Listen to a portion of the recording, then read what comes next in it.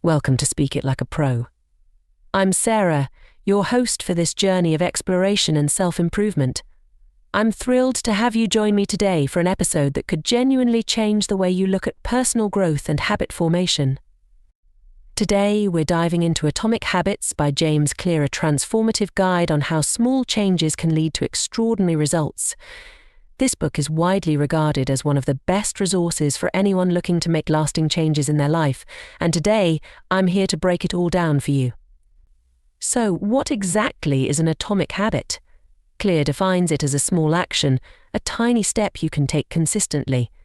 Think of it like a single puzzle piece. By itself, it may seem insignificant, but together with other pieces, it can create a masterpiece. This book teaches us that if you make just a 1% improvement every day, that improvement compounds over time, resulting in profound, lasting change. The importance of small habits. Let's explore why small habits are so powerful. Often we aim for big changes. We want to become fit, write a book, or learn a new language. But James Clear argues that these big goals can feel overwhelming.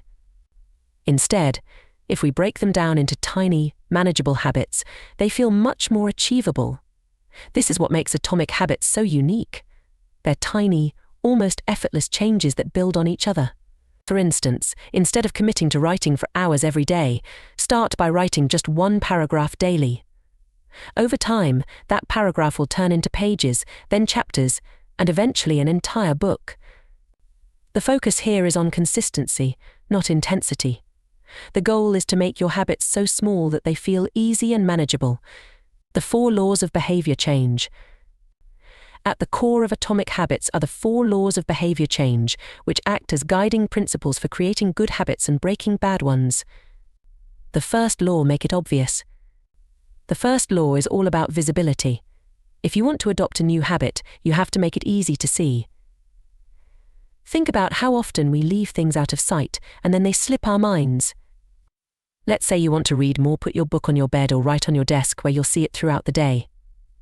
This visual cue helps to remind you of your intention and makes it far more likely that you'll follow through. The second law, make it attractive. Next, Clear suggests making habits appealing. If we can make our new habits more enticing, we'll feel drawn to them. One great strategy is temptation bundling. Let's say you love watching a certain TV show but also want to exercise more.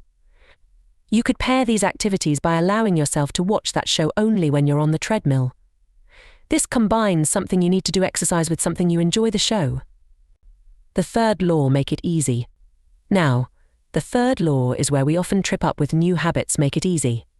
Clear emphasizes starting small. The idea is to make your habits so simple that it's nearly impossible to say no.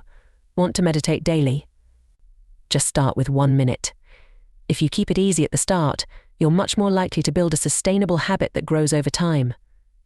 The fourth law, make it satisfying. Finally, make it satisfying. Our brains are wired to seek rewards, so when we make our habits enjoyable or rewarding, we're more likely to repeat them. This can be as simple as celebrating small victories. Maybe you're trying to eat healthier. Each time you stick to your plan, give yourself a pat on the back or log your progress. These little rewards can reinforce the behavior and keep you motivated. Using the laws to break bad habits. Just as these laws can help build good habits, their reverse can help us break bad ones. Want to quit spending so much time on your phone? Make it invisible by putting it in another room. Make it unattractive by reminding yourself of the time you're losing. Make it difficult by installing apps that limit usage.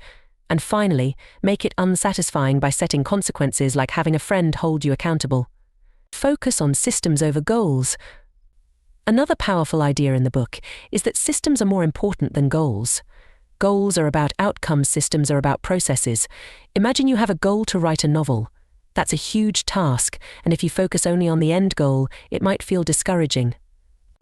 But if you establish a system writing a few paragraphs every morning, you're focused on the process.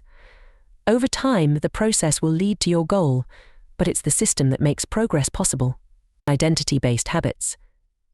One of the most compelling ideas in Atomic Habits is identity-based habits. Rather than focusing on what you want to achieve, Clear suggests focusing on who you want to become. For example, instead of saying, "I want to be fit," say, "I am someone who prioritizes health." When you shift your identity in this way, the actions that align with this new identity become more natural.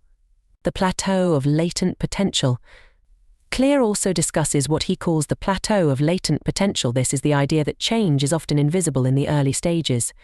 You may be putting in the effort and not seeing results right away, but over time, those small actions compound, and suddenly there's a breakthrough. This plateau can be discouraging, but recognizing it helps you stay committed. Habit tracking.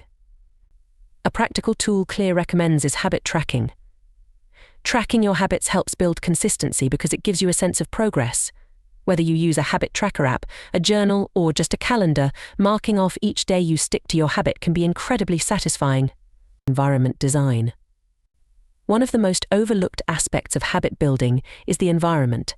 Clear emphasizes that we should design our surroundings to support our habits. For example, if you want to spend less time on social media, keep your phone out of reach.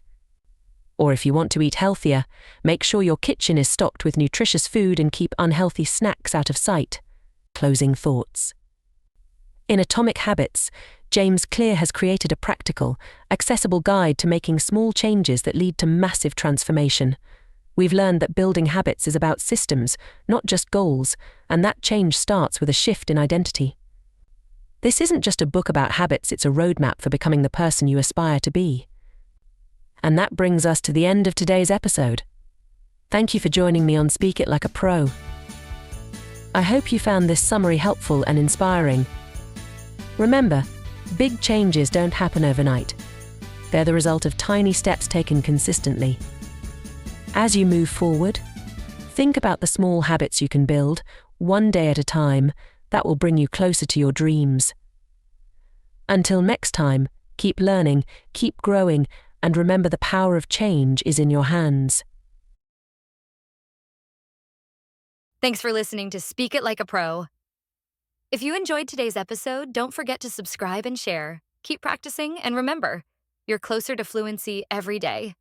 See you next time.